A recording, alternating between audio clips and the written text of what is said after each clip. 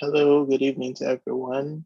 We're about to get started in a little bit, but just to ask you guys if you all can hear me audibly, that would be lovely if you could put a thumbs up in the chat or using the reactions button just to ensure that my audio is coming out cleanly and clearly.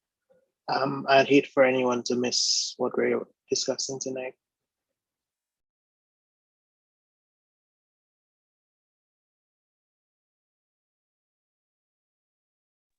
Okay, that's awesome. So we'll just give ourselves a couple more minutes um, to wait for those who might be joining. But I want to thank all of you all who are here tonight so far. It's a privilege to have the opportunity to discuss the pathway to true success. And I'm going to be quite honest. I tell a lot of people, my friends, even random people I meet, not every key opens the same door. I mean, that's a common example. You cannot use your car key to open your front door. Likewise, you cannot use the key for the kitchen door to open your toilet door. So even though that there are tidbits and there are general guidelines as to how success can be achieved, everyone has to walk down that path on their own way. And tonight, I'm just gonna be quite frank. We're supposed to have slides, but unfortunately, I've had some other projects during this week, so these were not actually finished. So I'm actually remodeling it so that it will be a little interactive. So you're not just gonna be hearing me speak for about an hour nonstop about me and what you should do. I want to hear from the audience, their perspectives, because really and truly, we want to see how exactly can we get to a successful life, a successful future. As many of you guys are either parents or students going to fourth or fifth form, and you're gonna have to realize quickly that success is not defined as just getting 90s and hundreds or being president of your school or being some member of a club. Success is a much broader scale. And at the end of the day, you're going to have to sit down, whether you're 25 or whether you're privileged to be in your 90s, and you're going to be asking, have I had a successful life? What impact did I have in the life? And this is what we want to look at tonight, that success is beyond just perfection of oneself, but success is a much broader concept that we all have to look at to ensure that our world doesn't only remain functional, but our world also remains bright. So, with that said, just want to say good night to you guys again. Clearly you can see my face, you can see my name on the screen. So I'm Hanan Valerie, and yet again have the privilege to be presenting the pathway to true success this evening. So without much further ado, um, I just want to open this session in prayer as I do with everything, because I believe that prayer is the most powerful tool that you can ever have with you in your life. So, dear God, we come before you tonight and we thank you, God, for the lovely people who have joined us, God, on Zoom and on the other social media platforms listening to us. And we thank you, Father God, for the opportunity, Lord, that you have given me, Father God, for the aptitude that you've given me and the success that you've given me so that I can come and impact not only what I have learned, but also what has helped me throughout these years. I ask God even tonight so that they will also realize so that they too have a role to play in this world, and that they themselves will come to recognize the guidance of the Holy Spirit. So all those who are coming, we ask that you bless them. And even in the midst of this pandemic where life is uncertain, God, we know that you hold the future, God, and we trust in you. In your name, amen. So I see a couple other people have joined. Again, welcome and good evening to you guys. It's 6:39 right now. I see it's about 30 seconds before 6:40, so I just give 30 seconds again for anyone else just joining in, and then we'll get started from that point.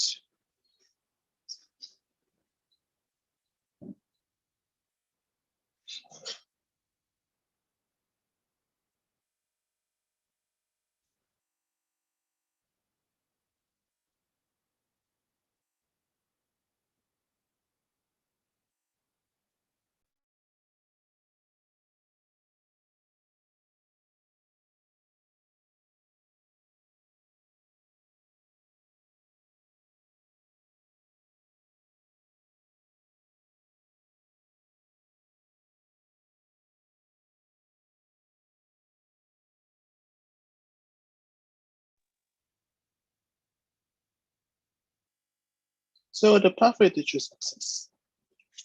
Tonight we're gonna establish really and truly what is success and how do we get to that point of being successful. And we're going to also realize that later down in life that success is going to be oriented differently from having a mindset of just achieving to actually having a mindset of having attained.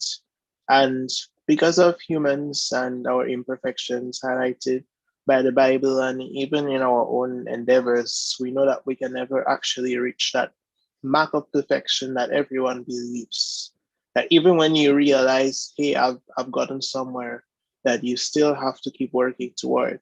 And we're going to realize that success really and truly is an ongoing pathway, that it doesn't end when you're the CEO of a company, or it doesn't end even when you die. Because many times people's legacies and people's successes haven't even been realized years after their death. And I'm reminded of a story. As many of you may know, I'm someone who is interested a lot in science, and there's a story of this man named Nikola Tesla. So everyone hears about Elon Musk and Tesla's company, and you've heard about SpaceX, you've heard about the Model Y, you've heard all the great inventions that Elon Musk and Tesla have been doing. But that name Tesla actually came from a guy whose name was Nikola Tesla. And he was one of the greatest scientists of our time. Now, I'm not going to go too much into his story because it is very complicated, very long. But I do encourage you, especially a lot of you who are interested in science or even people who are more business oriented, please take a look at the story of Nikola Tesla, because it's a story basically when he was working towards a better future and he didn't even notice the impact it had. And I'm sure every one of us can look around.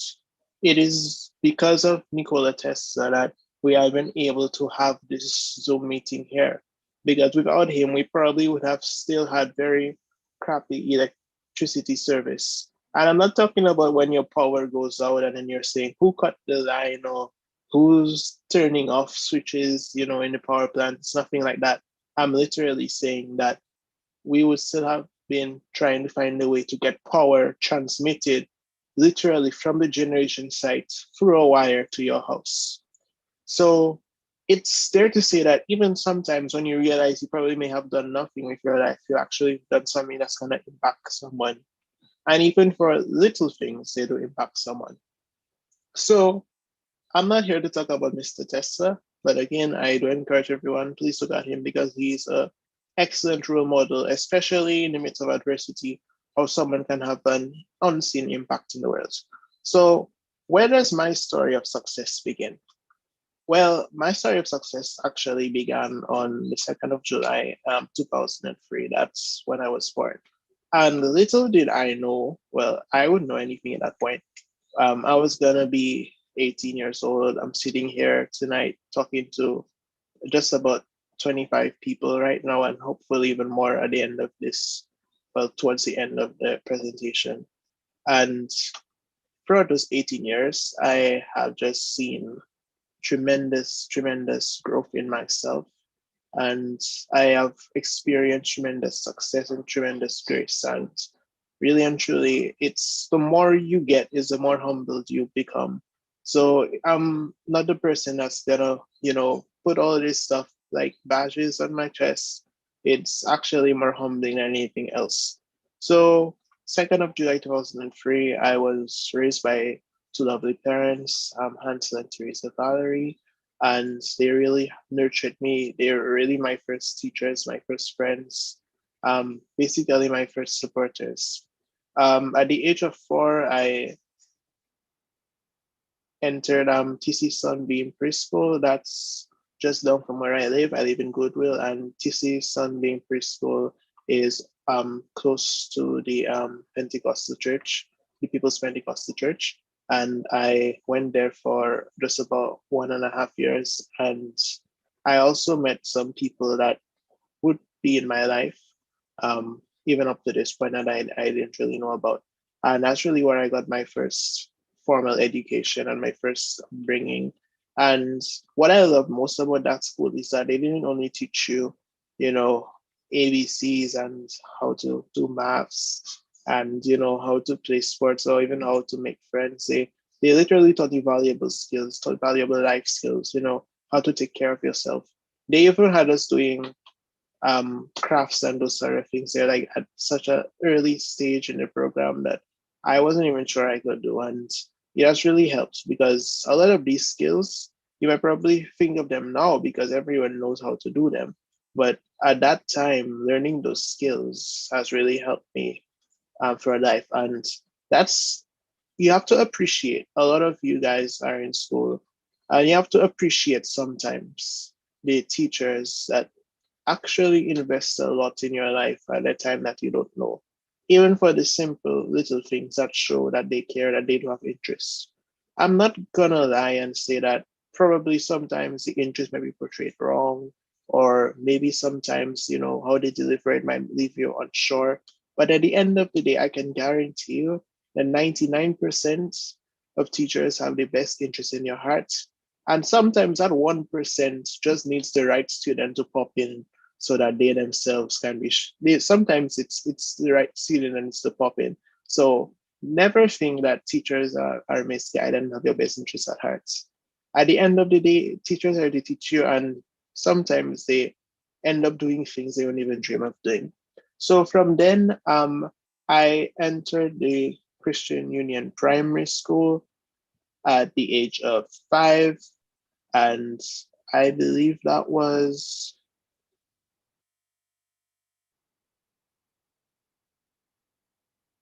I ended in 2007, yes, at the age of 5. And I spent 7 years of my life there. And it was actually the second year of existence of that school.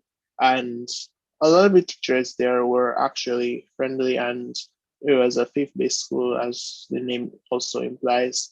And we learned a lot of stuff. And I was privileged to go to that school. And I'm gonna be honest. My primary school experience versus my secondary school experience, probably not to be on par, but I actually learned a lot of lessons, and it actually helped me going to secondary school. And that's something I have to imply, right? Because in primary school, you're gonna realize that you have greater appreciation for things when you get older. And that's something a successful mindset has to accept, that everything happens for a reason. There is no mishap. Everything contributes to a greater purpose. I know people talk about coincidences and this doesn't make sense. But at the end of the day, everything does make sense. God has plans for each and every one of us, and sometimes we have to go through the fire before we can be refined as diamonds or gold. I mean, many of us love jewelry, many of us love precious metals. But if you just go and mine gold, you cannot do anything with that. You have to put it under fire, you have to put it under pressure, you have to mold it, you have to hammer it, you have to make it into what you want. And then finally you can wear that. And that's what happens in life sometimes. In primary school, um, I was privileged in being a lot of good classes. The teachers were excellent in the delivery. Unfortunately, I wasn't necessarily in classes with very amicable people. And I'm just saying that off the bat because I'm being honest here tonight. But I'm not saying that in any way to say I have grudges against anyone. I do not have grudges against everyone. I literally know some of these people right now, and we can have a conversation. We get along pretty well. I mean, as I say, when you're younger, nonsense happens that you don't appreciate, but later on you kind of realize, okay, that's what it's for, and something you can just look back and laugh on it. So I wasn't in class with nice people, and I'm jumping ahead of myself, but I'm just gonna say that also people are key to your success, but people are not key to you as a person, right? People will help you get where you need to go. No puns attached, no strings attached. That's the bottom line. That's how the world works. Most of the time, you only get far point by yourself. Most times you need people to help you along. However, I'm going to say honest, you should not rely on people to dictate your life. The only people, not even people, you're the only person that has the authority to dictate your life. Okay? And I'm going to clarify that in a bit. God is the person who has dictated all of our lives before time even began. But we are the persons, each and every one of us, we have the utmost authority to control our lives, to control what we do.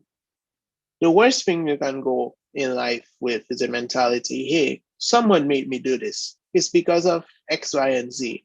Oh, so and so wasn't helping me, so that's why I couldn't get to where I was. Oh, my mother and my father chose to send me to this school, so I don't like this school, so I'm gonna fail. Life is not fair. It's cliche, but it's true. You're gonna realize that. And you're also gonna realize that you have to work with what you have. There is beauty in everything. There is success. There is potential in everything. Even if you're in the most dismayed situation, there is still hope. There is still potential. There is still something worth doing. So never, ever, ever believe that, hey, because I'm in this predicament, that things are not working out, that I'm not going to work, that people are not my friends, that things are not going to work out. Many people who have achieved in life have, and I'm going to say they have had to work 90% by themselves to achieve what they did. And then they had people working either with or working for them. You can take my word for it or you can leave it. But there are countless examples, especially in the business market, many entrepreneurs who started businesses by themselves, but they were smart enough to develop meaningful relationships with people that they knew could help them. And it's not about exploiting people. I'm not, it's not about exploiting people. Let me get that clear. You don't want to flatter people or exploit people to get them to do X, Y, and Z for you. That is not right. That is not ethical in any sense. But you do want to develop relationships with people you know that can either support you or can either aid you later down in life. And that's what true friends are. Friends are people who have your best interest at heart. And that best interest at heart is either to propel you to where you want to go or to help you get to where you need to go. Some of them are very nice that they will walk the entire journey with you. Others will just say, hey, here's a bag, here's a power bank, there's food inside of it, there's a first aid kit inside of it, there's a flashlight inside of it. No, you're gonna have to walk down that road by yourself, but I'll come and check on you whenever you need me. They're friends like that. You have to decide who is a friend and who is not a friend.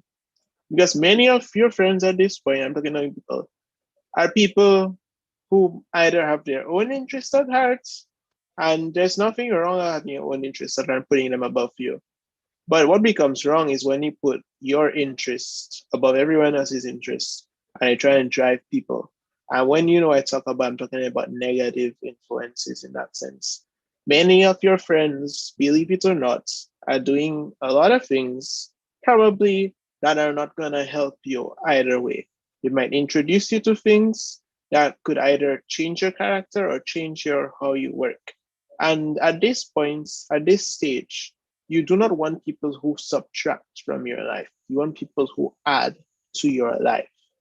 There are some people who must come and subtract from your life, but you have to be able and willing to work through that test. You cannot avoid every thorn in a rose bush, but you can definitely go through that bush without having to be embedded in thorns. So what I'm saying is that you have to be socially wise in the sense that if you're in a situation that you cannot avoid, you know how to handle it properly. Because sometimes there are people brought into your life, probably wolves in sheep's clothing, that you think are there to help you. And then you realize later down the line, hey, they're not here to help me. And you learn from that. life is a learning experience. You don't get everything 100%. You don't get through without mistakes. Everyone's made mistakes. I made mistakes. And we will continue making mistakes. The idea is just not to make the mistakes become repetitive. So primary school was a bit rough, and the kids there were not exactly the friendliest bunch. I first had I first knew what bullying was by when I was probably in grade 2 or something like that. And it was fueled by jealousy. I'm going to be honest, because I didn't know most of them. I mean, I'm always a person. I will talk to people. I will get to know people. I will engage with people. And that's what I did. And I noticed because of jealousy. Because in primary school, I probably was the person most dedicated and most apt with the knowledge in the work. And I remember I had made countless efforts to help others, to, engage with others, to work with others. However, it was in that competitive realm that many people started breaking away. And eventually it began more or less from one person who was particularly envious and started a gang. And yeah, that's how it happened. Anyway, the idea to tell you this is exactly what I said before. That hey, that you don't need people to succeed. Some people were even telling me, hey, I don't know if you'll get for primary school. I remember when I entered high school, some people telling me, I don't know how you're surviving for SMA so far. And I'm wondering, wait, what does that even mean? Because I'm comfortable in my own sense. And I'm not a person to pick a fight. I mean, if you hate me, you hate me. If you love me, you love me. But at the end of the day, I'm not really concerned about who likes me, who doesn't like me. I'm not even concerned about people because at this point I've learned, hey, people are essential, but people are not vital to say that, hey, if you don't have people, your life's gonna fall apart. You were given every part of your body, you were given a brain. Clearly, you can do things on your own. So I went through primary school and I graduated with a scholarship and a 95% average. My scholarship were all for A's.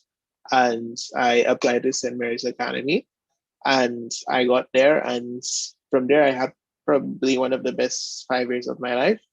Um, I met a lot of encouraging people, a lot of teachers. I can call all of their names right now, but I probably don't want to do that for time's sake.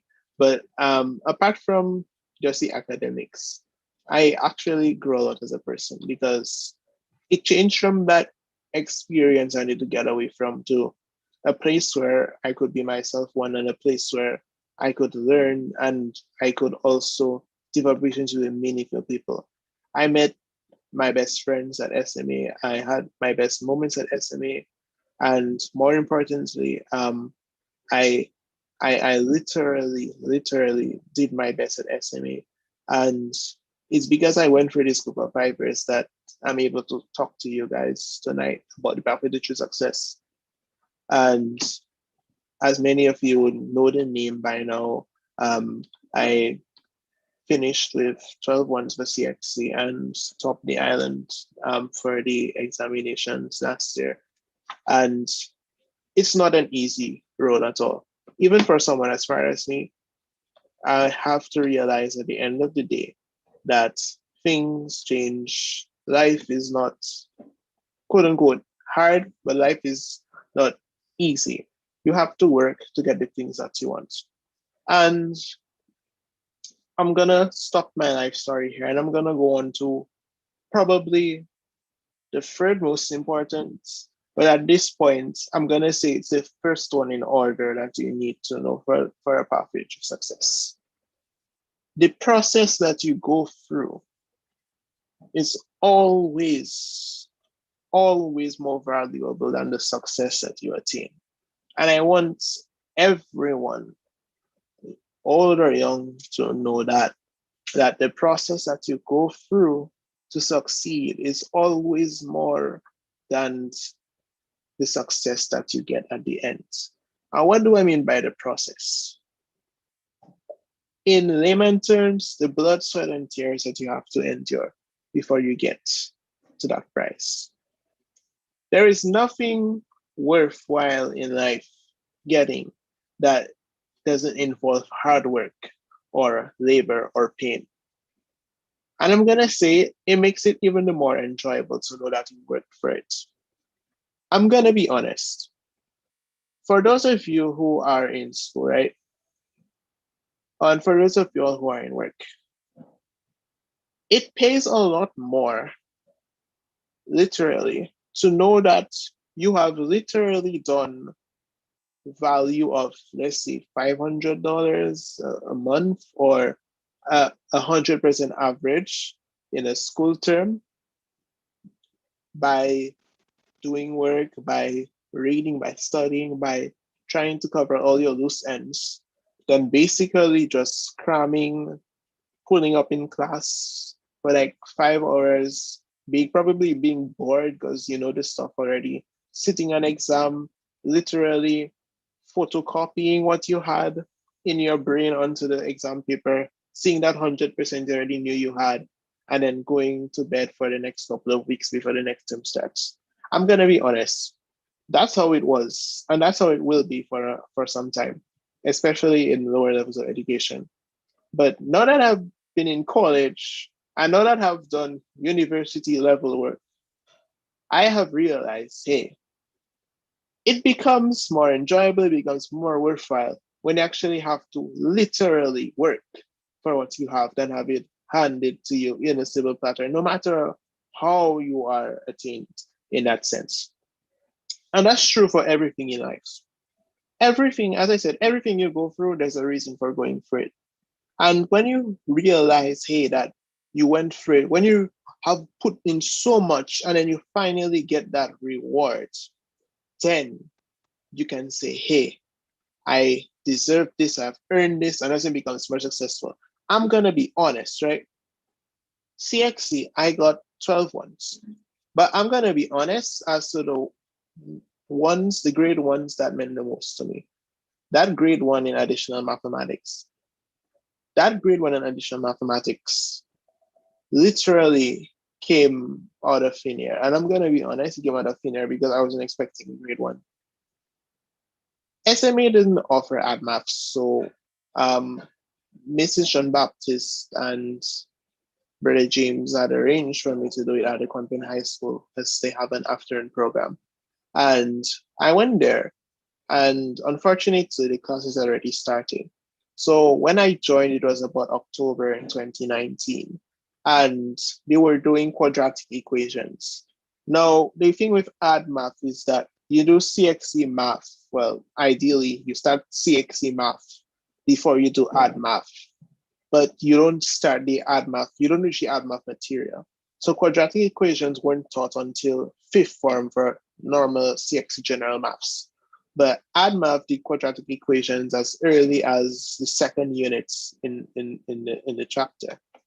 So I went there and I remember seeing an equation on the board, and there were three of us who started from SMA, and there were about 10 girls in the class.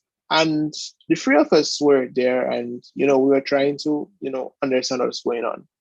And we remember all of these girls doing the sums and answering the questions, and we were impressed. And when we tried, we were completely lost and completely off because we had only learned linear equations. So here we are thinking, hey, there's only supposed to be one solution to this. And here we're learning, hey, there are two solutions to this. And we were completely stumped. For such an easy thing later on, we were completely stumped. And from that point, I was literally where I'm saying, oh my gosh, I'm literally here. I've missed 3 weeks of class. I don't know what to do. And I'm taking this for a subject for CXC. Fine, probably overthought, probably was too hard on myself that early. I go, okay. Fast forward to fifth form. We were doing classes during the Christmas vacation, and we were doing trigonometry. And we had to remember all of these formulas and all these equations and all these properties. And at that point, I was so worried because I'm saying, hey, I looked at the past papers for this and I do not feel comfortable with that. Even to this day, I can straight remember the formula for getting the equation of a circle. Um, I can't remember it right now. So I was concerned at that point. Fine. Another over the top moment where I wasn't thinking straight. Another over the top moment where I've been way too hard on myself. But then go to 2020 and we were in problems. March 2020, we finished the course. But even before March in 2020, I was having problems because we had classes at SMA for labs, and those lab classes are overlapping with my ad math classes. So I could not go to those ad math classes. And the topic we were doing at that time was series and sequences. And many of the guys or girls or the students here who probably have been introduced to sequences. But the way we do it in ad math is a lot more advanced, a lot more difficult. And especially when we get to what known as segment notation, at that point, I was just seeing Greek symbols literally in my textbook and I could not follow. I was literally tired in both body and mind, and I could not focus. So I'm saying, hey, let me see what I can do. And I have labs to do, so let me write my labs and I'll read this after. So I read a chapter, I tried to understand it most. I remember I had to go and take the exam. And all I went in the exam was the formulas, and I had no idea, hey, if I had to do this, what to do this, because I had never done it before. Even if the things were literally spelled out in the book, I at that point just could not get anything. I remember taking that mock exam and I was again concerned for no reason again. Got a good grade on that exam, fine. 2020 lockdown, we had, and that's the point where I'm gonna say things actually got, to the point that I had to work hard because when we were in lockdown, we had some topics left to do, and we didn't know if 6 years paper two or paper one at that point. So we had statistics, we had kinematics, we had a quarter of the book left to do, and we were doing it on Google Meet. Class was supposed to be for 1 hour. We ended up taking about 2.5 hours, like every day of the week, Monday to Friday. And that was for like next 3 months. And we were going through that. And I wasn't sure at all what to do. Because here we are doing the statistics on the screen. Our teachers giving us instructions as to how to draw the box and whisker, how to calculate upper quartile. I'm following the textbook. I do it fine. I did the work. I understood the work. I was confident for the exam. CXC comes with the big announcement, hey, we're in paper one exams. This just meant that we spent some time basically doing things that wouldn't be on the exam because the ad math paper one only constituted everything up from algebra to trigonometry. So I had to go and revise that. So we got 6 paper ones. We went through all the paper ones, going through all the information, all the checking all the answers against our working to ensure that, hey, if we got similar questions, that we probably would do well. July 31st, 2020. It had been 8 months since I was the only boy left in the art math class.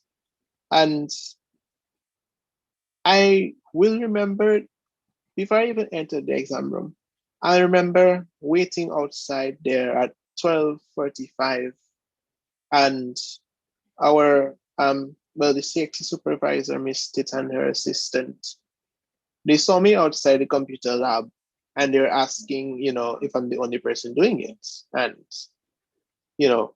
obviously, yeah. And even on the sheet that they had for attendance, they only saw my name. So they told me, wait for a while. They still, clearing up stuff. But then they said I could probably come in the next 5 minutes. But there's no rush because, I'm the only person there. And I remember the assistant was, asking me why I chose to do ad math. Like, how many subjects am I doing for CXC? So I gave her the long story about ad math, told her I'm doing 12 subjects for CXC. And then she asked me, hey, what do I want to do in life? And I told her I want to be a forensic scientist. And I'm doing it because I really want to help people. I really want to have an impact in the world. For me, it's not about, big money. And I'm not gonna lie, forensic scientists do get paid a lot.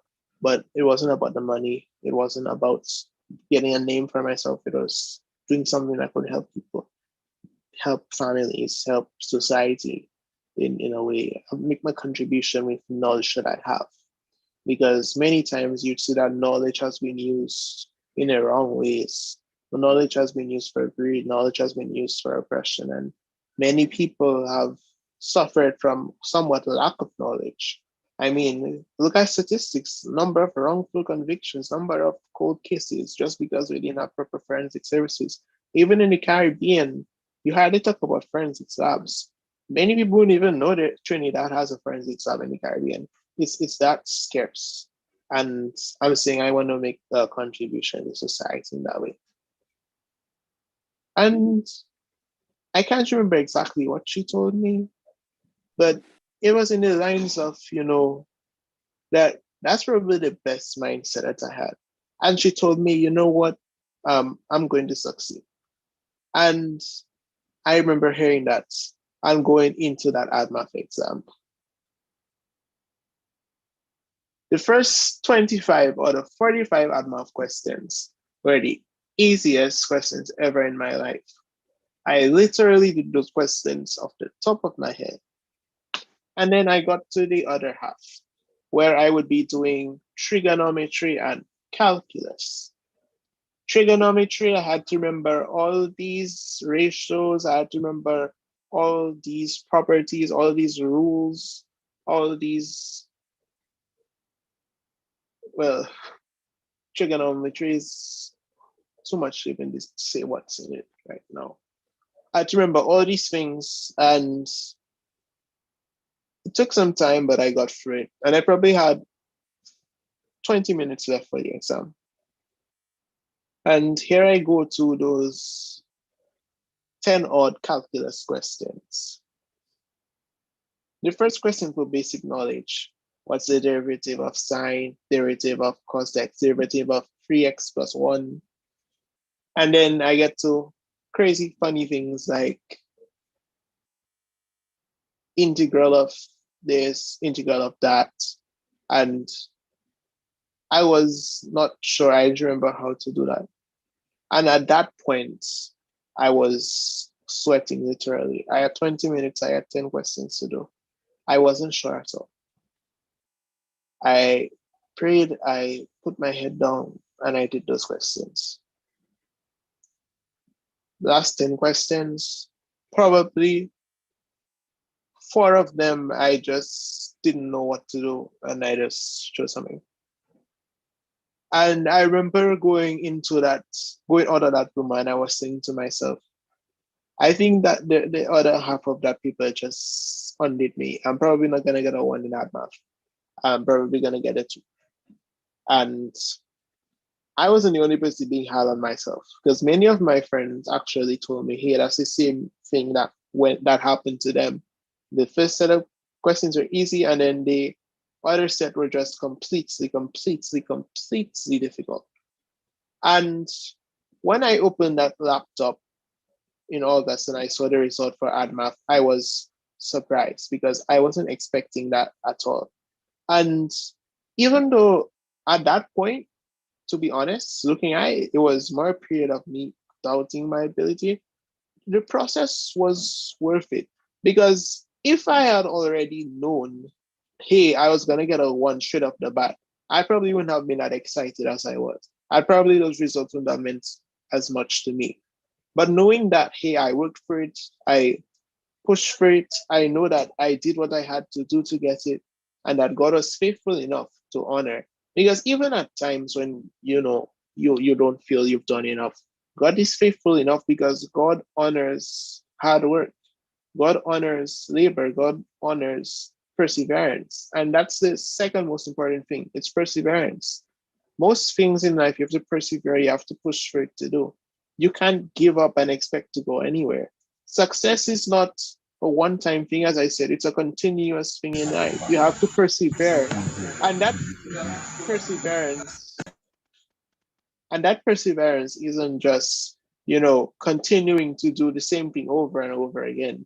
As many people know, that's insanity. That perseverance is continuously reassessing and continuously checking to see, hey, what can I do? Continuously checking to see, hey, what have I learned from this period? And how does it apply to the next stage in my life? How can I improve? How can I build upon? And that's perseverance. It's the art of never giving up. It's the art of, even when you don't believe things are possible, you still continue. And that's when success means something, when you know that you actually put work, that you put effort into success. And as I said, success is not defined by 100 or defined by any sum of money that you think is probably the most money anyone can make. Success is defined by, hey, am I satisfied? Am I content? Am I happy that I have done my best? That's what success is. Have I done my absolute best no matter what? No one can do your best. My best might be getting 100. Your best might be getting 65. Your best might just not be failing the class. Your best might be working for $1,000 every week. My best probably might be working two jobs, both paying at $300 every week. Everyone, no one is dealt the same deck of cards, as I said. No one has a strict formula. No one is in the same position. Success, even though it is definitive, it is relative in the sense that success comes to those who work for it, but success comes in different ways. So going back to the story, so I got a 12 once and I applied to the state college. State college, I'm in my second year. I'm going to my second year next week, and I'm currently a biology, chemistry, and physics major with a near perfect GPA. And I have to be honest that the whole ideology of success has changed more or less over the past 2 years, because you come to realize after a while that when you get to a certain level, that success changes, that the idea of succeeding is not necessarily the idea of what other people have as a pass mark or other people have as a rate. And it's also not your own idea saying, hey, that if I do this all the time, that I'm that's my success. And if I don't do anything better than that, I've completely failed. Failure is only when you have stopped trying. Failure is when you just give up. Failure is when, not even when you give up, failure begins from the first time when you just stop doing what you need to do. You can fail by doing something over and over and over again. As I said, success, doing your best. So, enter into the college, the biology and physics were probably the easiest classes I've taken. They were filled with their workload, but there was sufficient time and there was sufficient resource, and also I had sufficient grasp of the concept to actually get through these classes, and I did pretty well in most of them, top many of them. However, chemistry was something else, because chemistry was the subject I loved the most and I did the best in high school. And yet again, chemistry was a completely different experience. And that's when success changed from just getting A's and, being the top of the class, and success actually changed to doing my best, because I had to be content and realize, hey, I'm not Superman.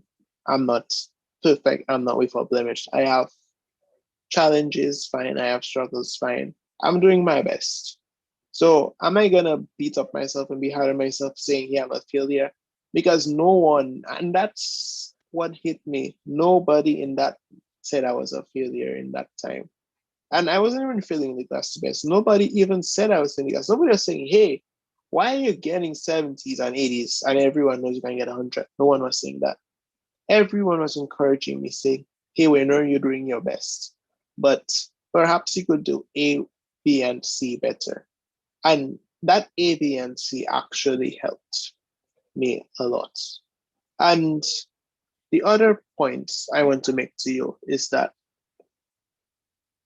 you as an individual have to accept yourself, have to accept your limitations, have to accept as most, most important that you are not other people.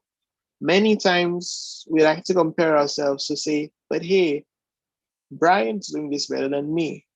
Hey, she's a better athlete than me. Hey, she's getting higher grades than me. What you don't realize though is that you can be like them. It's a lot easier to be somebody else than it is to be yourself. And it sounds contradictory because if you're saying, hey, I want to be someone who gets 90s, clearly it's not going to be easier for you to get from a 60 to a 90 like that. But it's easier to be yourself, to do things your way, to do things in your own manner, than for you to basically copycat what somebody else does. Because at that point, you've lost the whole idea of success. Success is about you doing things in the best way possible, with the help of God, with the help of your friends, your family, and even strangers at times, to get to a place where you can keep excelling and moving without fear of falling back. Because even in the process of success, there are setbacks, there are stumbling blocks, there are times you're literally going to fail. You're going to have to fail so that you can reach to a higher point. Because if you don't see a weakness in what you're doing, and weakness is integral to success, we all have weaknesses in what we do. If we don't see that weakness, we're never going to actually improve on our success. We're going to stay in a constant place and only move up when we feel, hey, it's time to move up. But when we are pushed to move up, we actually succeed a lot faster and are a lot more efficient in our manner of success. So, what am I saying all this to say? What I've been saying to everyone over and over again. Don't try to be like this person. Be yourself. You will create uniquely. And I'm going to be honest. God knows why and how He created you for His reason. Don't try and question it. Don't try and ask people, hey, why am I quote unquote dumb? Why am I not beautiful? Why do I do this? Why do I look like blah, blah, blah, blah, blah, blah, blah? Hey, God created you for a very reason. And when He created you, He said it was good. So it's not time to be questioning yourself. Hey, why am I like this? It's no. It's not even trying to improve yourself to say, hey, I need to get to this point. And it's definitely not about comparing yourself to other people because that's where jealousy comes from. That's where low self-esteem comes from. And that's definitely where failure comes from. Because you resign yourself to failure the immediate time you start making your pinnacle for success, somebody else's pinnacle for success. Once you try your best, that is the end of the story. You try your best, you do better, you do better, you get better. You fall back, you try again, you try again, you try again. Everybody succeeds at a different pace, but everybody's success has the same impact that everyone else's does.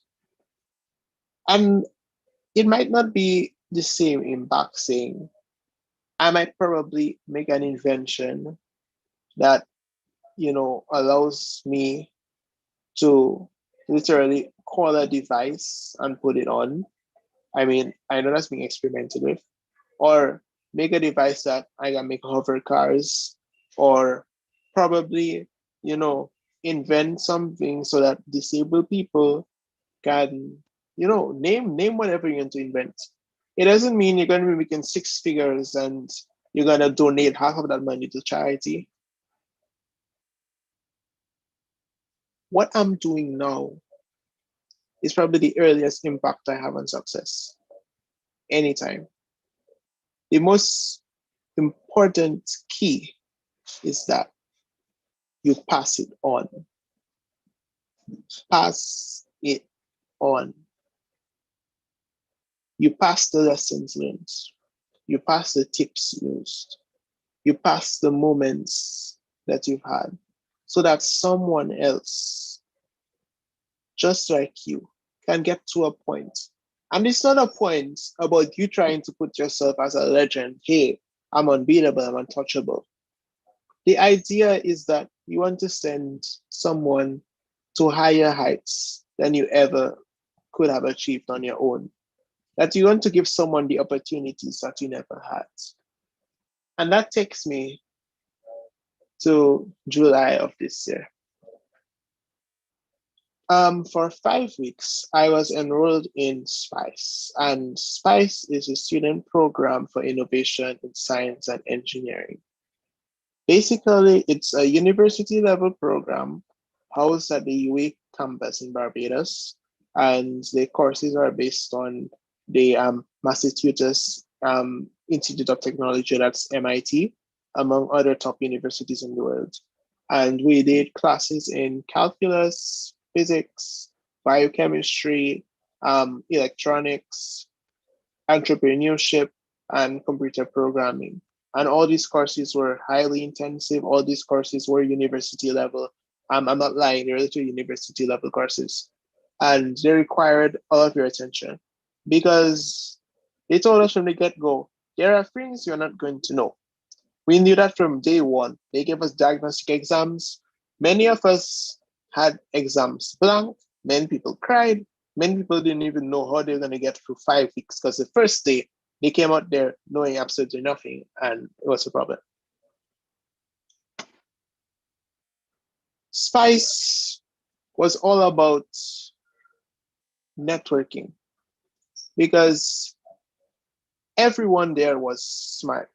We were literally the top students from the Caribbean, people with 10 grade ones and more, people with probably all the knowledge that they could come with, possibly. And yet, people who had struggles, people who had weaknesses, people who failed homework, people who failed tests, people who failed their exercises. Yet, everyone knew something someone else didn't know. It was about putting them together. It wasn't about competition. I mean, you put basically 24 of this like kind people in the same basket who are basically at the same plane. What is the point of competing with one another when none of us can stand on our own? That was life changing. That was important. And computer programming worked me 24/7. We had projects to do, we had programs to code. Many of them we did not work. Many times, 1 o'clock in the morning, still trying to put code, and then you had class at 9 o'clock the next day, and you didn't know what you're gonna do. Physics, on the other hand, I was quite comfortable in physics. I thought I knew the information, and Dr. Hunt gave us the first test, and I didn't even finish the test. I didn't even answer all the questions on the test. I literally failed that test. I was wondering how that happened. He was wondering how that happened because I was answering everything in class. I was getting the stuff right. So why all of a sudden at the critical moment I ended up doing that? I remember midterm evaluations, what he wrote on my paper, that hey, you have a good grasp of the concepts, but they're very fragmented that you need to do X, Y, and Z, X, Y, and Z, X, Y, and Z. And remember the conversation I had with my TA. And my TA had done CXC 2017, and he was well more qualified than me. He did 25 CXC subjects. He got 24 ones, 1, 2, no strings attached. He did 16 CAPE subjects. He did all ones. And he is a sophomore at MIT right now, learning quantum physics. And I remember a conversation that he had with me that you will have quote unquote failures, but you have to ask yourself really and truly, is that a failure? What were you trying to achieve? You're going to have times where you think you know things that you don't know. And in situations like that, you have to always, always look at what you did. Ask yourself, could you have done better, and work towards doing what you did better. So that was probably a highlight that I had for Spice. That experience that I feel that I didn't know what to do and I got for it. And yet again, I was able to see that you're not a failure. It's just a minor setback. And from then on, I did exceptionally well in that class. So I just knew, hey, that was a necessary point because I was learning the things wrong. I thought I knew the material, but when I looked at how I was learning, I'm saying, hey, I'm not doing this right. Here I am looking at formulas, trying to make sense, but am I really seeing the physics behind it? And that's where I realized, hey, that's what I have to do. And then from there, success is vital. So you're gonna have high points, you're gonna have low points. All that is added up to success. And people are important, as I said. People are important. Do not compete with anybody. We all want to be the best. Newsflash, we can't all be the best. There's literally only one number one in anything that we do. Like literally only one number one. So who are you competing with? You can be the best version of yourself, and society is gonna be a lot better for that best version of yourself. So we've talked a lot about academic success. We've talked a lot about studying techniques. We've talked a lot about my experience, programs I've gone through, probably knowledge I've gathered, people I've met, experiences that I've had. At this point, I want to open up the floor for any questions or any comments or anything.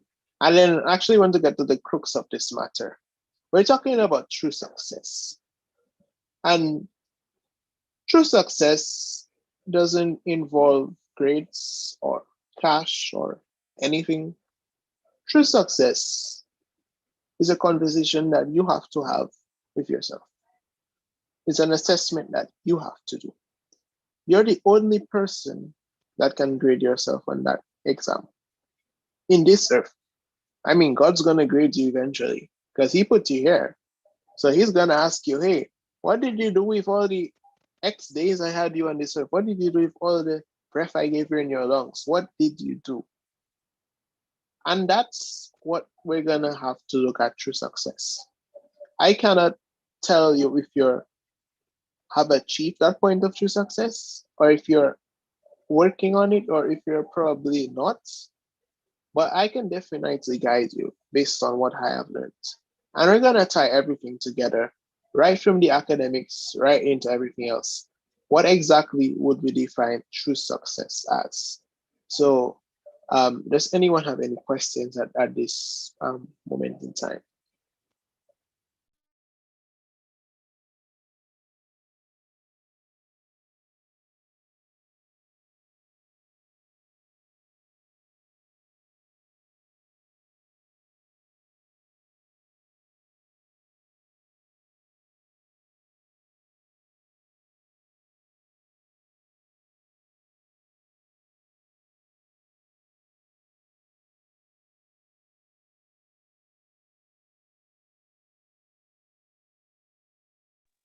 Okay, if no one has any questions, we shall continue.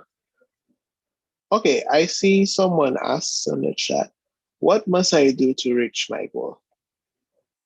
That's an excellent question. I'm going to answer it very short and circumspectly because you're the person who has to assess what goals do you have. You're going to have to clearly define your goals, clearly make a schedule as to achieve your goals.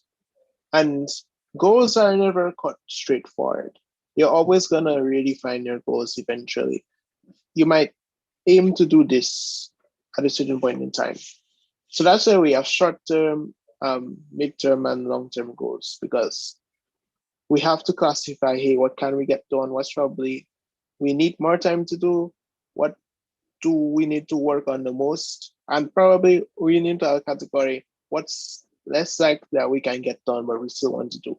So classify your goals first of all. But as I said, prayer is important because that's my perspective. And that's something that has been integral in my life. Anytime you strive to do something or you embark on something, you need to pray about it and you need to pray while doing it because God answers prayers. God listens to us. God definitely listens to us. And He definitely helps us when we need it. And really and truly, all good and perfect things come from Him. So He knows that you want to do something. Just remind Him, Lord, that, hey, I really need help doing this, or I need help me find a way. And He will surely help you. And if it's something that He thinks you can do on your own, you probably might not see the answer, but He's going to answer you in other ways. He's probably going to give you more strength to do it. He's probably going to send the people that you need to do it. And if it's something completely that He probably says, hey, that's a good idea, but I don't think you should do that. Here's something else. That too is going to answer. Secondly, perseverance is key. You're going to have to push to do your goal because procrastination is going to come along, persuasion is going to come along, and persuasion to not do what you need to do.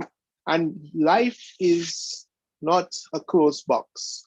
When you're working on one goal, something else going to come that means, hey, I have to put more priority to this. And that's where prioritization comes in. You have to prioritize what you need to do at what time you need to do it. And that's how you should reach your goal. Okay. After that, you need people. Because I say networking is important. You don't compete with people, you don't compare yourselves to people, and you definitely don't want to be pushed by people. But you need people to help you. There are people who want to help you. There are people you should ask help for. And there are people who will help you before you even ask help for. Your job is to take their help when that help comes to you. And you need to take that help sometimes because you can conquer the world on your own. So if you want to reach your goal, it's a combination of all of these things. But really and truly, it depends on what goals you have, when you're trying to achieve these goals, and really and truly, what is the purpose of these goals? And that's another point to make. Success is judged by its purpose. I succeed when I achieve my aim. What am I trying to do? More importantly, what is the reason for doing it? Anything you hate doing, you're going to fail at it automatically. I'm saying you're going to fail, even if you're the best at it, you'll fail at it automatically. Anything you don't enjoy doing, you're going to fail at it. And I'm not saying anything that puts you under pressure. I'm saying anything that you hate doing, you're going to fail at it. That's how it is. You have to love what you're doing, or at least have the desire to keep moving forward with what you are doing. I'm going to say it again. I'm going to say it again. You're going to have to push. And I said it's a pathway. It's not an ABC. It's not stairs. It's not even a route. It's a pathway. And that pathway could probably be a couple miles, or it could be a lifetime of a journey for true success. The question is, are you willing and able enough to do what you have to do to even continue on that pathway? Because it takes enough for you to abandon that pathway. And that happens all the time with many people. We see it all the time. Many people who have given up on their dreams, many people who have listened to the wrong people, ending up on the streets, ended up in prison, ended up, with the wrong crowd. We've seen that many times. Many people, even educated in schools, but making some of the most outrageous and most uneducated statements in their life.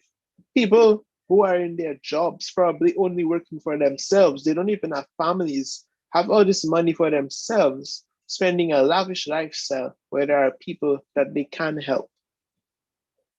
What is the purpose for your success? And that is when you reach your goal, because every goal has an objective, and you need to fulfill those objectives to actually complete that goal. So that's to answer your question at AJ Bossman. Cameron asks, true success is a journey, right? So should I try to work for true success as quickly as possible, or should I just work with the flow? That's a good question. As I said, the pathway to true success can be a couple miles. It can be to the from this galaxy to probably the galaxy closest to us. It could be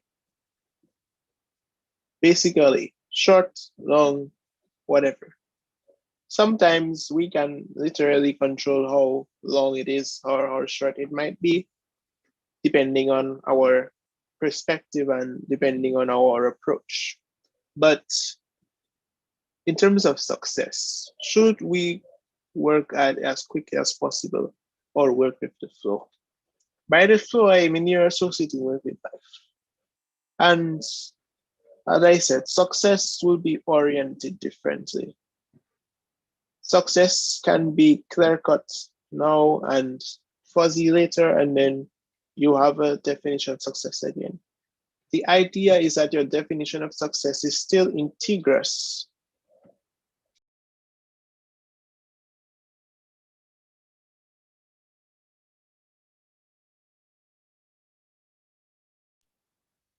The idea is that your definition of success is still integrous in the sense that you do not shortchange the pathway that you need to take. But that's up to you. But I'm going to answer your question with another question. What good is it if you succeed so quickly and you probably have nothing else to do? Because true success is the journey, and that journey's end is only going to reach when you're off this earth. So it's impossible, one, to attain true success in a nighttime to get what you need to do, because there's always something to be done. You're never gonna live with nothing to do. People say that, hey, I have retired, I have nothing to do. Of course you have something to do. Maybe not work in an office, maybe not bend your back anymore, but there's still something you can do. Doesn't mean you waste the rest of your life. Not that I'm saying I'm against relaxation. Trust me, right now I am literally on relaxed mode. School is about to start. I have been working for past few months. I need to take a break now, so I'm literally in relaxation mode. So nothing's wrong with relaxation, guys. We'll be honest. What's wrong is that just throwing everything away because you say, "Hey, I've already done what I gotta do, so let me leave that alone," and kill time. There's something worthwhile to do, Cameron. So quickly as possible. It's not possible, one, and secondly, it's not beneficial to you or to anyone else. Working with the flow is, I'm not going to say it's the answer. I'm going to say that's the only way, because life changes. What you want to do will change. Today, you can want to be a pilot. Today, you might want to be the prime minister. Tomorrow, you might just want to be the guy working on your parents' farm. Today, you might just want to be the person that invents the cure for cancer. Tomorrow, you might just want to be the teacher in a school helping children get education that you probably didn't get, or you probably want them to get jobs that you probably couldn't get in your time. Success is defined by impact. So look around and see what impact you can have. See what you can do. And there are going to be many opportunities. And again, you can succeed in anything that you require to do. True success is determining exactly how much, what have I done with what I have been given? Have I done it to my best ability? And going through the course of life, which is guided by God, that's probably where you can have the truest success ever because you are sure that you have done something that is worthwhile. So I'm going to say to you that que sera, sera. Whatever will be, will be. We can't control life. As much as it sucks, we can't control life. We can control what we do with our lives. And that's where true success comes in. Whether you do it in a nighttime, you maybe get $1 million overnight. You decide, hey, I'm going to open up blah, blah, blah, probably an orphanage, get all the orphan children, take care of them. Maybe you might, you know, invest some of your money after you retire to start some fund or some scholarship or something. Fine. Or maybe you would work all through your life doing something that you really love. And in the midst of it, you're finding other ways to help people. And even simple things like we don't even take notice of. I mean, people who probably we say have insignificant, impact, probably have the most impact. I mean, all these people ensuring that we have clean water to drink, all these people ensuring that we have electricity to run. I mean, maybe we might say they haven't succeeded. Probably they have succeeded. And the funny thing about it is that even though you can work towards true success, many times we won't know off the bat what true success is. We won't feel that realization, hey, this is what true success is. True success can be judged by ourselves, but many times it's seen through the eyes of others. And that's where the giving part of life comes in. Because when you truly succeed, everyone rejoices. And I'm going to give you an example where someone truly succeeded and people literally perished for it. World War One and World War Two. Atomic bombs were probably never heard of. We didn't start discovery of nucleus and nucleons and all this stuff probably till 1930. So World War One was basically, hey, we're using natural stuff cause destruction possible. They did their best. World War Two came the Manhattan Project, and these guys tried making the first atomic bomb. And I'm saying again, we just learned about nucleus and atoms. Science just developed. And here, a decade later, here are guys deciding, hey, we want to make a bomb because we want to win a war, and we just want to stop it. So American guys do the Manhattan Project. They succeed. They succeeded. They even succeeded so badly to the point that they realized, hey, we had a failure, literally a failure in a mechanism in that bomb. But it so happened that happened to be good because it created more destruction. So, hey, we're just going to go with this. Where did it land us? Bombed Hiroshima, Nagasaki, killed tens of thousands of people. Place is still radioactive to this day. And we have started wars upon wars with just that one hint. They didn't see success at that point when they bombed Hiroshima and Nagasaki. But people saw suffering in the same sense. You giving $100 to an elderly lady today might just be seen to you as an act of gratitude to someone else. Question is, how does she see it? Do you know where she came from? Do you know her story? Do you know how much that $100 does for her?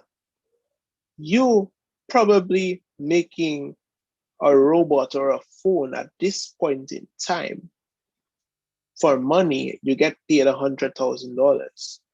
You did it for money. You did it because you like making robots. Who knows what that robot might do later down the line? True success, viewed through your eyes, will never be enough. But true success, viewed through the eyes of others, will definitely be enough. And more or less through the eyes of God will be enough. Because God uses everything good that we do, and even bad at times, to have an impact in the world. And the true success that we can have is literally doing our best over and over and over and over again. It's not trying to be the best, it's doing our best because He promised to give us nothing more than we can handle. So, whatever we have, we can have it. And true success viewed through your eyes will never be enough. And that's a good thing, but it's a bad thing at the same time. Because when you're not satisfied, it undermines the work that you've done because you stop believing, you stop doing. So sometimes just do what you have to do.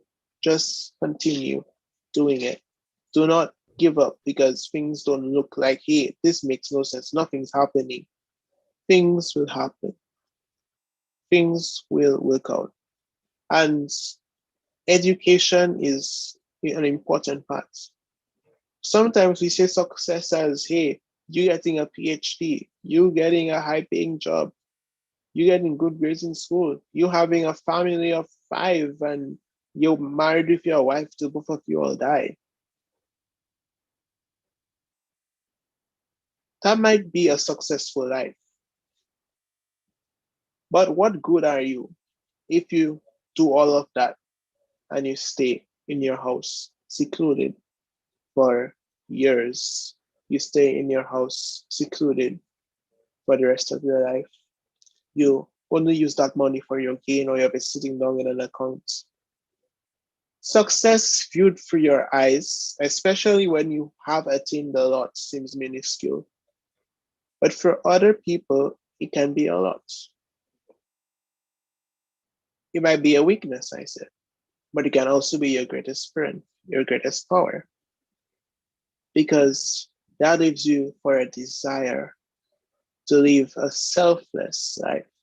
And that's where success comes in. Because it's not I for me, it's me for others. It's me to help people. It's me to aid people. So that's why I just want to tell you guys again, the pathway to true success is not one you can achieve overnight. It's not one you can achieve in one day. It's a lifetime because we can succeed in everything we do. And true success is only achieved when we know that one, we've done our best, and two, we know that what we're doing is not for ourselves, but it's also for other people. And then that success can be seen. So I just want to debunk the theory here that, you guys have to do X, Y, and Z all the time. You have to get everything right from the get go, or else you completely fail with your life.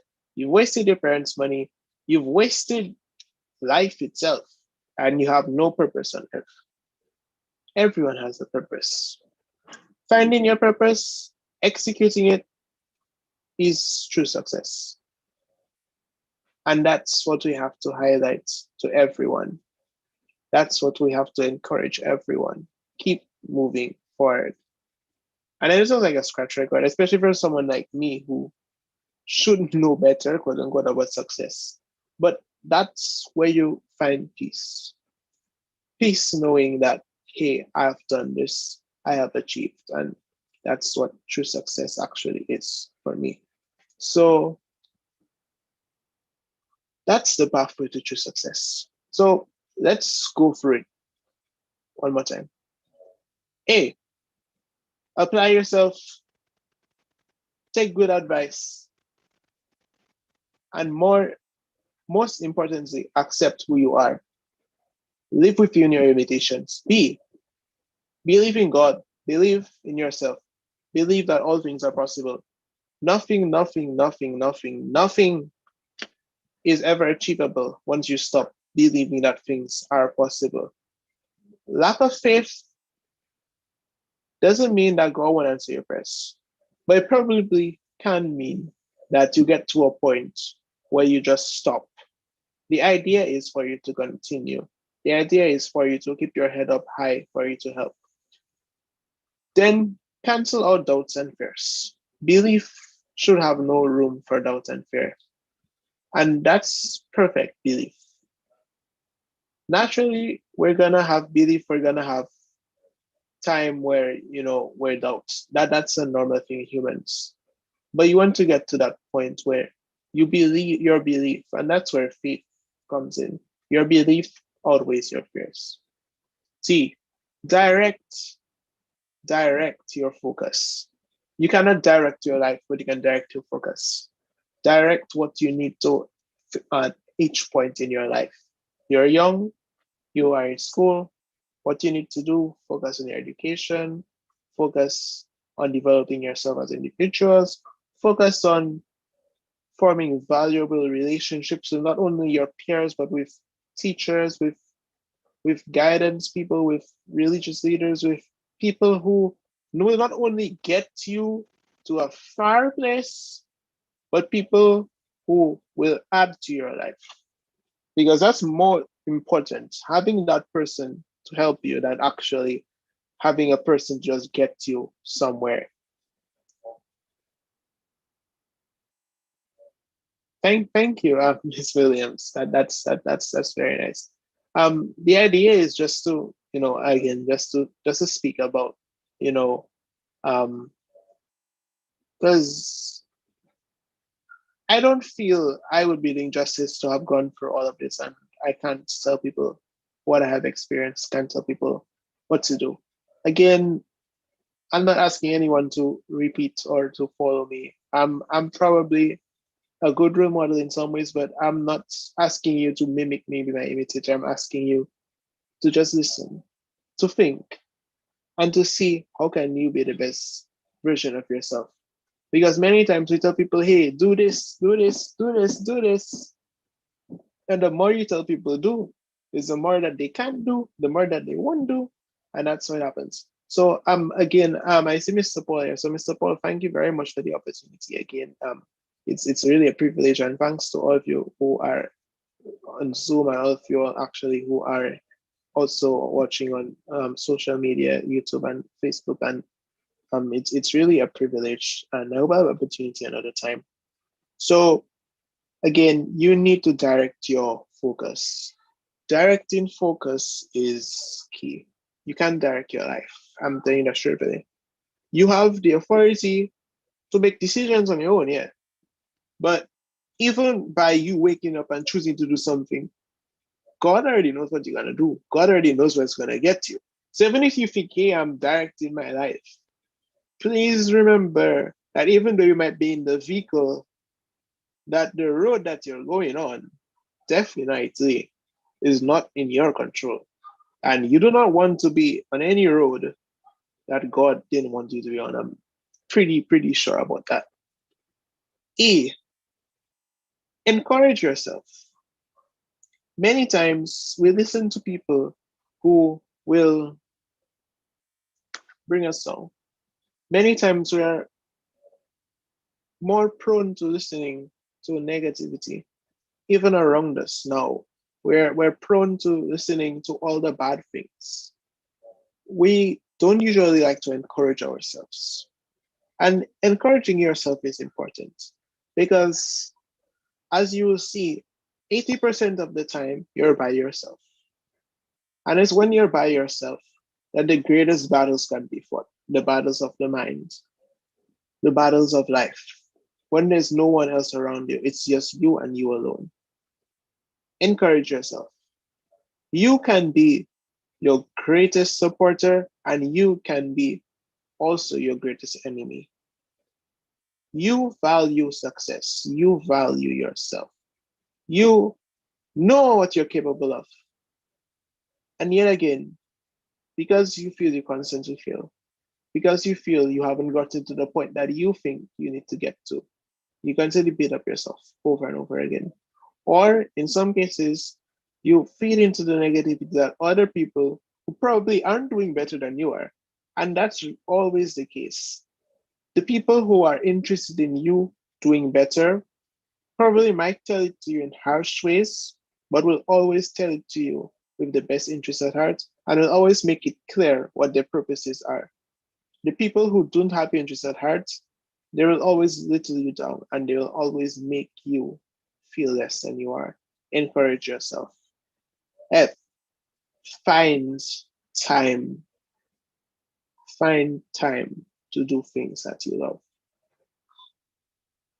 Life is nothing. We all know the adage, all work and no play make Jack a dull boy.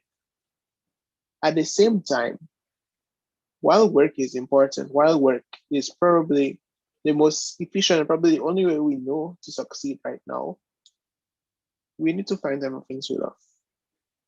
And the things we love make things a lot easier to do. What do you love doing? Ask yourself that question. What do you enjoy doing? That will help you define your career. That will help you define your pastimes. That will help you define what the activities you get involved in. That will help you define that aspect of your life. It's not all about working behind the scenes to make the world a better place, to make myself comfortable. It's about ensuring that you find time for what you love. Because many times we get caught up in work, many times we get caught up with everything else in life, and life passes so quickly. We never ever take time to enjoy the things that are there for us. Sometimes we just put things on a shelf and we lose interest. Time management is key, and time management will be pivotal to success. And it's not just time management. But when you say time management, we say about schedule, we say about, hey, allotting time. It's about finding time for things you love, putting those things in, not making them first or second priority, but putting those things in to say, hey, after I've done this, probably I have time for this. Or even better, pairing something you love with something you have to do. Again, I said, any task that you love doing is more worthwhile. Anything that you love doing, you're going to succeed at. If you need a career, by all means, get something you're good at, get something that you love, get something that pays well, and get something that you can help people, whether in the job or whether after you've completed your job. That's what you should do. G. G is for gratitude.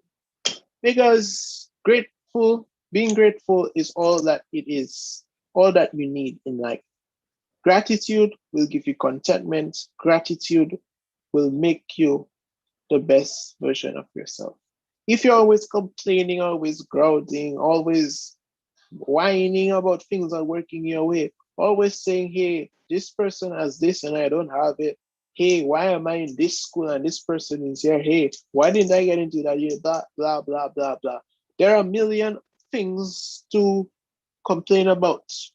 But in the same way, there are a trillion things to be grateful for. I mean, you're alive, you're well, you're in school, you can hear me, you can see me. So that means you ain't deaf or blind. That's good for sure. At least you have the two most important senses, at least for you to be alive. I mean, many of you, I hope, are not in hospital beds right now with COVID. And considering that all of you are here, I highly doubt that is true. So be grateful. Gratitude is key. Gratitude helps you. Gratitude keeps you humble. And humility, oh my word. Guys, humility and success, they go hand in hand. Proud people may succeed, but proud people never succeed in life. Pride goes before a fall. That is true in every sense of the way. Be humble. Humility is about considering yourself just blessed, considering yourself just favored, considering yourself as another person who has had another opportunity to do what they have to do. Being humble will open doors for you. Being humble will encourage people to want to be around you. Being humble will also ensure that when you come to impact people's lives, that it's not a facade, it's not an advertisement. Because in many cases, I mean, advertisement is that's what people do. I'm sorry to say it. Many people we say, hey, they're helping people. Some people it's genuine, other people it's advertisement. It's about putting their face out there, it's putting out their name out there. It's about, hey, how do I get myself public? Humility ensures that you keep integrity. And I'm gonna say GH and I are lovely. Integrity is important. Be honest in what you do, guys. Be honest in what you do. Be honest in every sense of the way. Do not take shortcuts. Do not take shortcuts. Be honest. Have integrity. Please have integrity.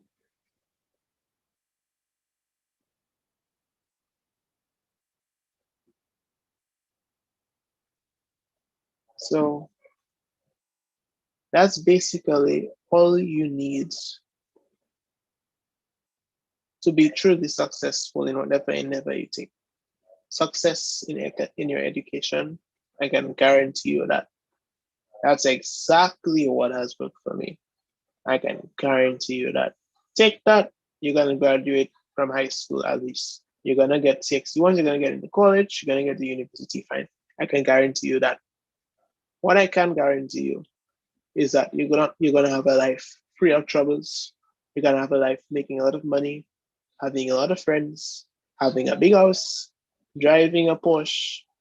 I can guarantee you that. What I can guarantee you though is with those principles, with those values, that you will live life more than just for yourself. You will live life more than just for other people. You will live life even more for living sake. You live life one, because you realize that life is a gift from God above. And two, you will live life also with the realization that your life is meant to have a purpose, to have a difference, to do something. And when you can finally complete your purpose for being here in life, you can finally say that you've been a truly successful person, because that's what it happens. Have you done what you have been sent here to do? And that's a question all of us have to ask ourselves. Are we doing what we are sent here to do? Many of you guys won't know what you're sent here to do yet. Many of you probably might still be thinking about it. Many of you might probably even go and do things that impact people's lives. But unfortunately, maybe it might not be what you were sent here to do. Whatever it is you do it to God's glory, and do it not for yourself. I can't help but emphasize that. I see some questions. Can you briefly explain proper time management and how to fight procrastination?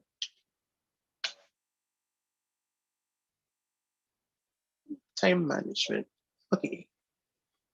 Time management, as it speaks for itself, is basically prioritization.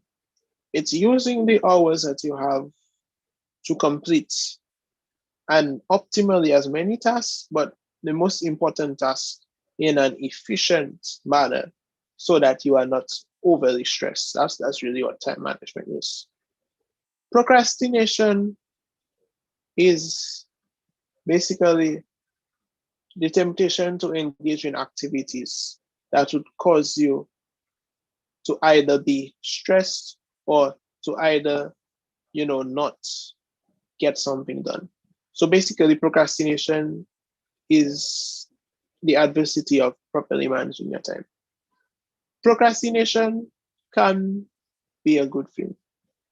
You can procrastinate productively in the sense that you might procrastinate and end up doing something else.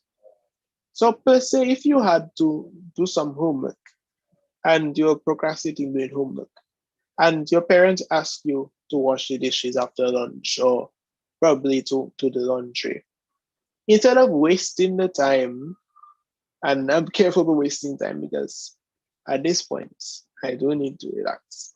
Anyway, it's comfortable, relaxing, but it's not good at all.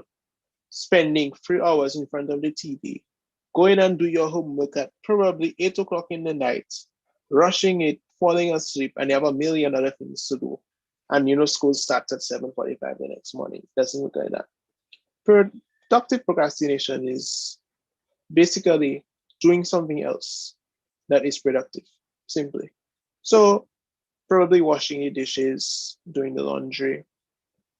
Maybe you don't want to do the homework, so you probably go on YouTube, pull up a YouTube video to help you revise something you learned in school today. Probably even sleeping, because sleeping is productive procrastination, whether you want to believe it or not. Sleep helps your body be recharged. You lose nothing with sleep, okay? So if you need to take a rest, by all means, take your rest. You're gonna get those couple hours and you're gonna be a lot more refreshed to push. So don't feel guilty if you feel like sleeping. But the idea is for you not to procrastinate, for you to waste time and not have the time to do the things which are vital. So that's basically what how you would fight procrastination. You can never fight procrastination.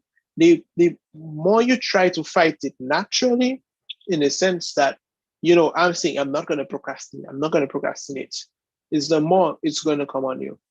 The more you say, hey, even when you go into that book, something's going to happen for you to get out of that book. So the idea is for you not to beat, hey, procrastination. The idea is so when it comes, is that one, you can turn it to your benefit, turn it to your favor. Don't let procrastination creep up on you and steal time from doing things. Because as I said, you have more than one thing to do for the day.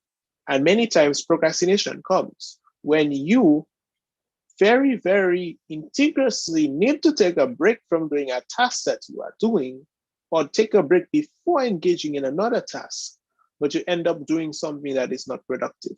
So that's my answer to you about procrastination. Okay, let's see what else we have to cover tonight. Okay, so I think I have said everything. And I think it actually worked better if I actually had a set of slides, because one, I know I would just be, reading on the sides again, probably trying to explain, but I think this free flow has actually worked. So right now it's a Q&A time. So thank you guys for listening to the presentation. If there's anything that you think I should have touched on, or anything you'd like me to touch on, please feel free to ask now. You can unmute your mic or send it in the chat. I'd love to hear from you. And thanks again for giving me the opportunity to talk to you guys again. It's really, really, really lovely. So does anyone have any questions?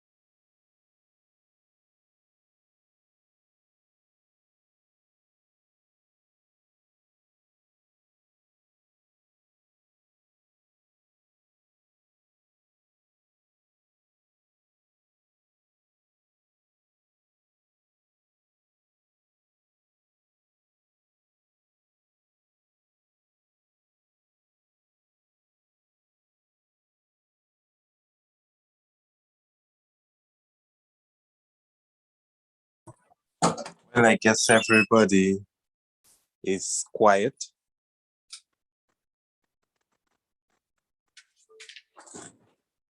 Any question, boys?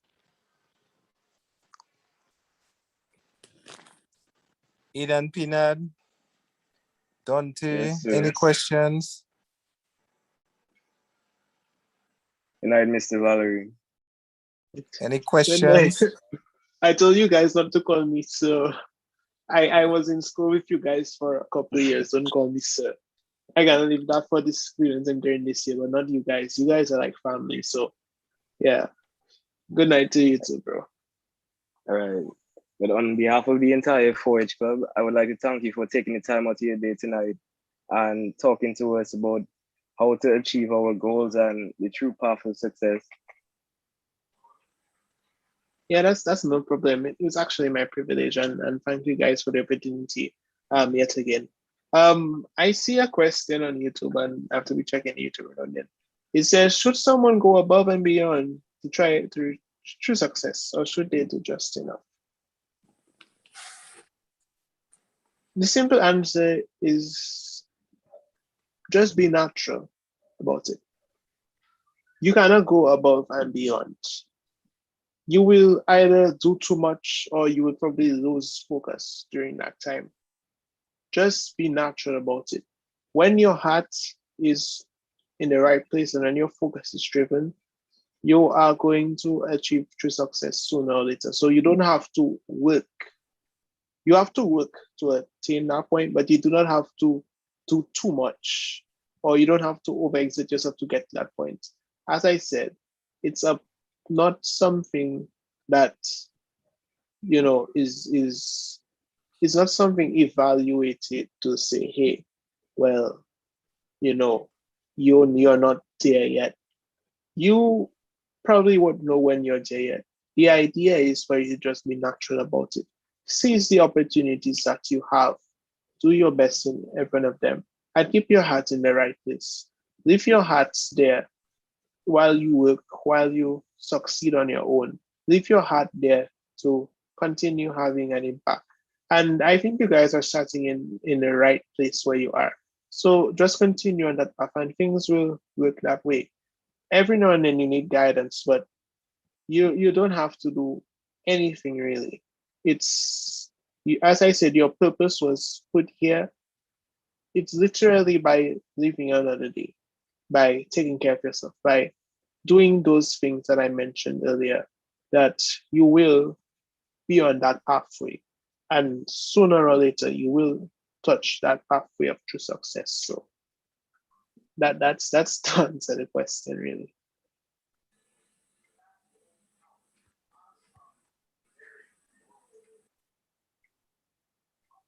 Okay, so any other questions, guys? Just before we wrap up.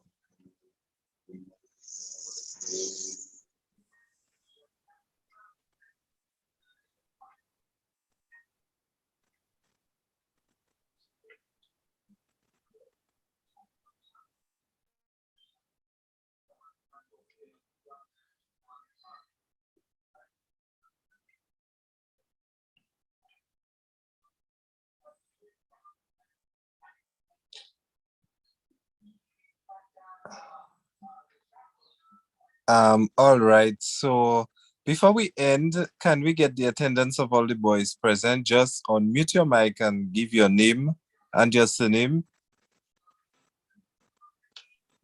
Yes, sir. Eden Peanut.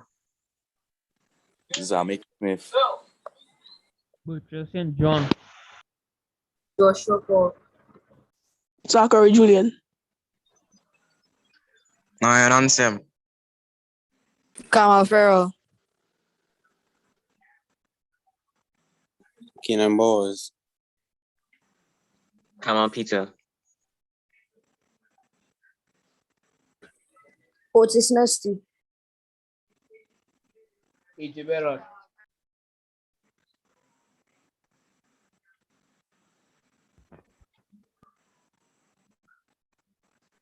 Theon Thomas. Jed Francis.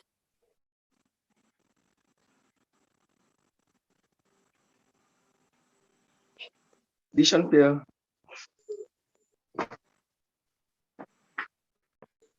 Adio Saber.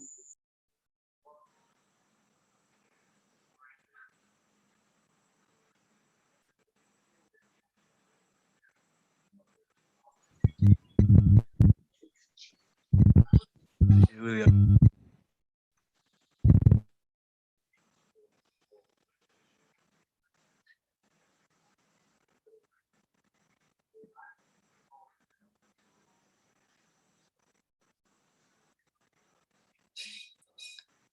All right.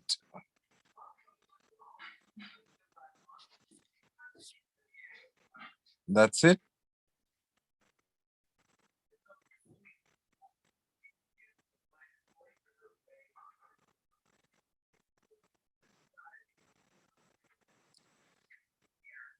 No more students? It's Master Leslie.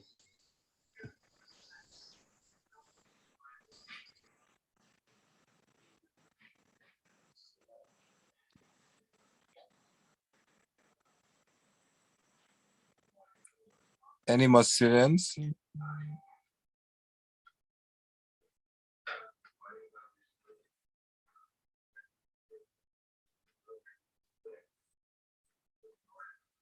Okay, thank you very much. It means that the other boys are not present.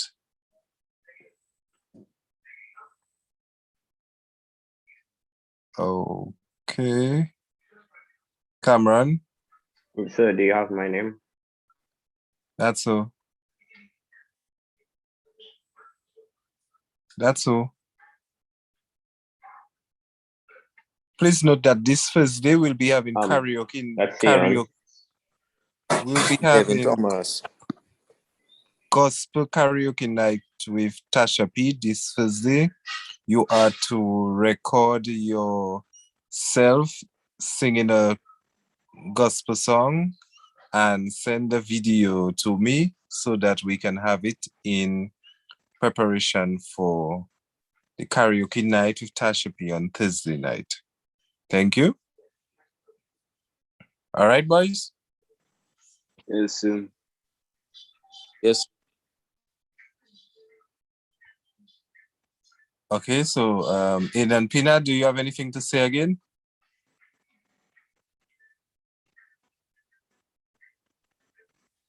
Yes, sir. Once again, I'd like to thank you, Ananel, for taking your time again and talking to us boys and motivating us to do better in our future and to put in the effort and work it takes to accomplish our goals on the path of true success.